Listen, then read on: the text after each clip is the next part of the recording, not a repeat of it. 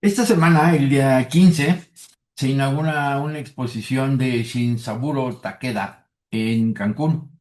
Es un autor que para muchos nos es como familiar, pero al mismo tiempo desconocido, dado que todo su desarrollo ha sido en Oaxaca, en donde tiene un prestigio brutal, incluso ha sido condecorado por el emperador japonés en el 2012. Es un extraordinario ser humano. Yo, vinculado durante mucho tiempo con las tradiciones filosóficas orientales, pues entiendo la sensibilidad de este gran maestro que lo llevó a descubrir en Oaxaca una de las posibilidades de existencia más plenas y llenas de vida y de estructura social que él había conocido en Japón.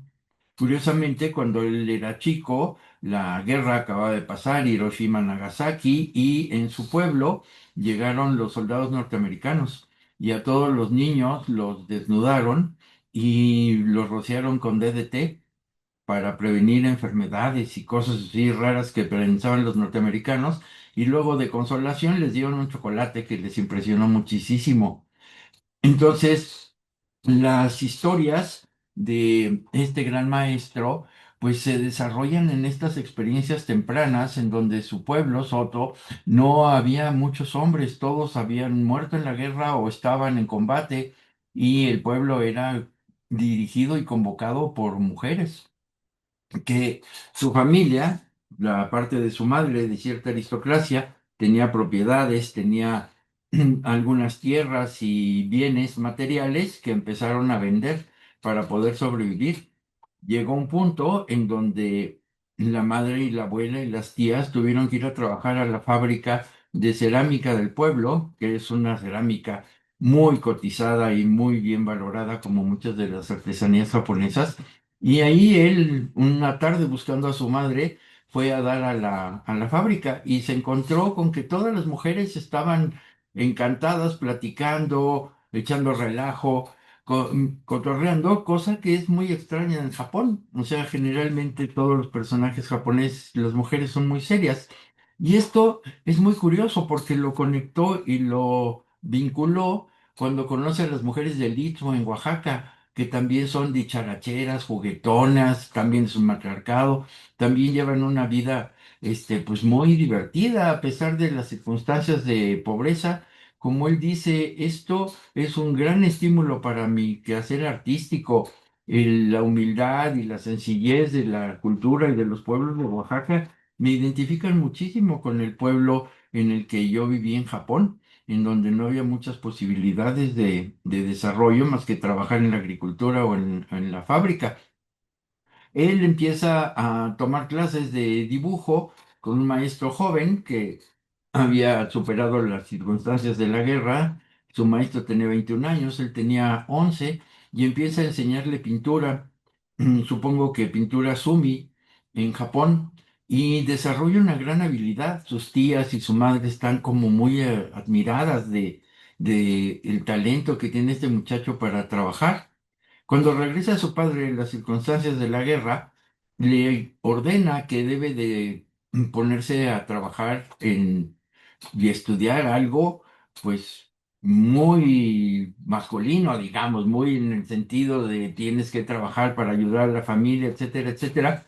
Y maravillosamente, la madre, las tías, las hermanas, bueno, tiene una hermana y otros tres hermanos, se oponen, todo el matriarcado se opone al padre y lo impulsan a que se vaya a estudiar a la Universidad de Tokio en Bellas Artes, lo cual pues era un riesgo fuerte. O sea, un muchacho de provincia, pobre, que de repente hace su solicitud para entrar a la Universidad de Tokio en Bellas Artes, pues era un reto muy fuerte, el cual superó y fue admitido y estuvo ahí trabajando.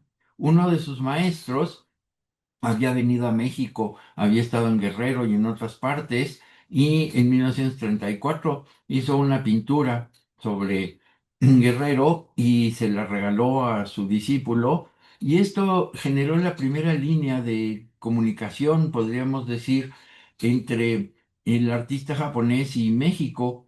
Y entonces, atraído también por los moralistas y todo eso, decide venir a México y aquí se topa con que a los pocos días de la liberación de Siqueiros, que estaba en la cárcel, él solo había visto la fotografía de Siqueiros con el puño levantado que tomó Héctor García y las rejas en el Lecumberri.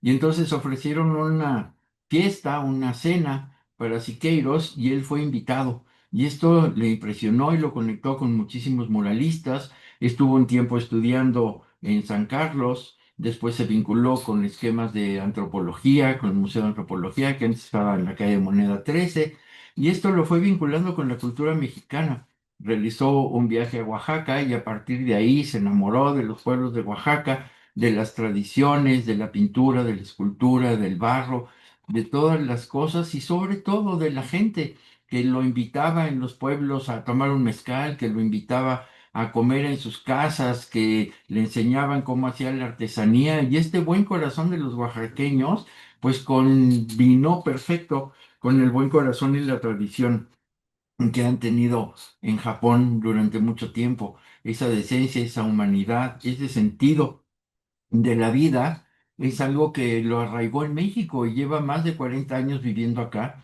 Actualmente tiene 91 años y es pleno y activo y está encantado de la vida. Es una gente que realmente podemos considerar como una persona muy feliz. Y bueno, esta semana inaugura su exposición en Cancún, de, saliendo de Oaxaca.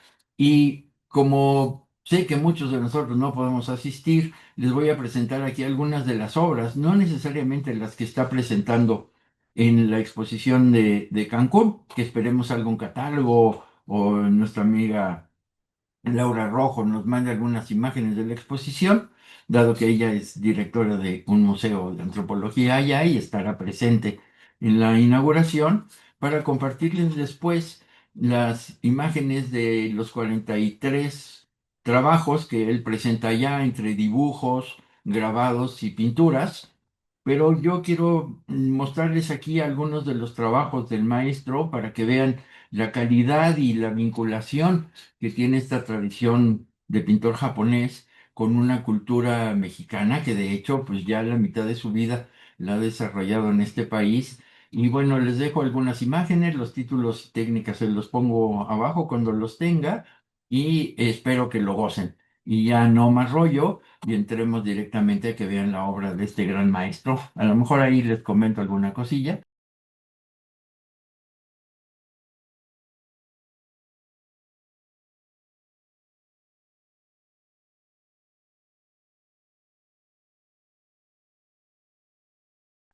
En 1963 vivió en la Ciudad de México hasta 1974.